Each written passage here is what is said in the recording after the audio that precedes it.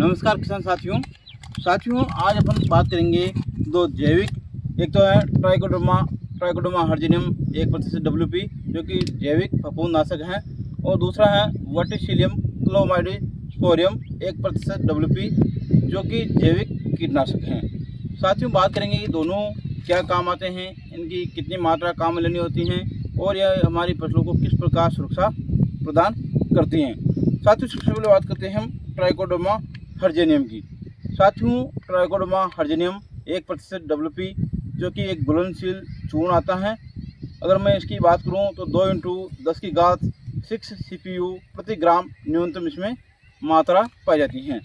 साथियों ट्राइकोडर्मा हर्जिनियम अक्सर अपन देखते हैं हमारी चने की फसल, मसूर की फसल, अपने हजारा की फसल या मिर्च, टमाटर, बैंगन आदि के जो पौध हैं, गोभी के जो पौध हैं, उनमें जड़ गलन, तना गलन रोग, मुट्ठा रोग और पत्ती धब्बा रोग आदि फंगस जनित रोग देखने में मिलते हैं। साथियों जड़ गलन, तना गलन और मुट्ठा रोग के कारण पौधों की जड़ें, तना गल जाता है, जिसके कारण पौधे मुरझा करके सूख जाते हैं।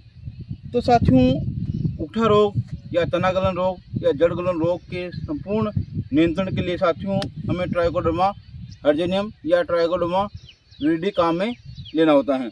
साथियों ट्राइकोडर्मा वीडी एक हमारे जो खेत में या फसलों में नुकसान पहुंचाने वाले फंगस को, हानिकारक फंगस को खाता है, जिसके कारण हमारे खेत में नुकसानदायक फंगस की कमी हो जाती है या ख़त्म हो जाती हैं, तो हमारी फसलें सुरक्षित रहती हैं। तो साथियों इसका उपयोग किस प्रकार करें, तो इसका उपयोग हम मिट्टी उपचार में कर सकते हैं, बीज उपचार में कर सकते हैं और पानी छिड़काव में कर सकते हैं। अगर आप भूमि उपचार करते हैं तो आप लगभग 4 से 5 किलोग्राम प्रति 100 किलो गोबर में मिला करके उसको 10-15 दिन के लिए रख देवें, उसके बाद खेत में डाल देवें। दूसरा साथियों जब भी आप पौधरोपण करें या बीज की बुआई करें तो 8 ग्राम प्रति किलोग्राम की बीज के हिसाब से इसको काम में ले सकते हैं।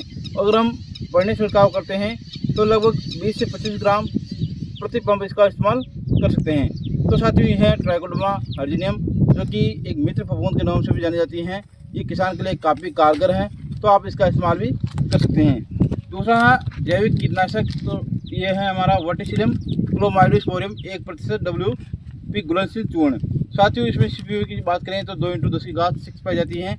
और साथियों वर्टिसिलियम क्लोमाइडोस्पोरियम जैसे कि अपन देखते हैं हमारे टमाटर, बैंगन, मिर्च, इसके अलावा अमरूद के बगीचों में या अपने सब्जियों के पौधों में या अपने क्रॉप में अक्सर हम देखते हैं कि जड़ों में गुच्छे बन जाते हैं, गांठें बन जाती हैं, जिसके कारण पौधे मुरझा करके सूखने लग जाते हैं। तो साथियों वो होती समस्या होती है, जैसे आप देख सकते हो चित्र में भी कि पौधों की जड़ों में गांठें बन जाती हैं।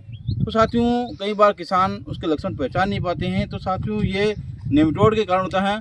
तो साथियों वर्टिसिलियम क्लोमाइडोस्पोरियम एक जैविक नेमाटोड नाशी हैं जो कि हमारे खेतों में लगने वाले नेमाटोड को समूल रूप से नष्ट करता है।